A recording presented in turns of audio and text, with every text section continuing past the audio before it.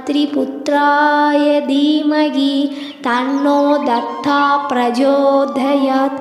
ॐ दिगम्बराय विद्महे अत्रिपुत्राय धीमहि तन्नो दत्ता प्रचोदयात्। ॐ दिगम्बराय विद्महे अत्रिपुत्राय धीमहि तन्नो दत्ता प्रचोदयात्। ॐ दिगम्बराय विद्महे अत्रिपुत्राय धीमहि तन्नो दत्ता प्रचोदयात्। ॐ दिगम्बराय विद्महे अत्रिपुत्राय धीमहि तन्नो दत्ता प्रचोदयात्।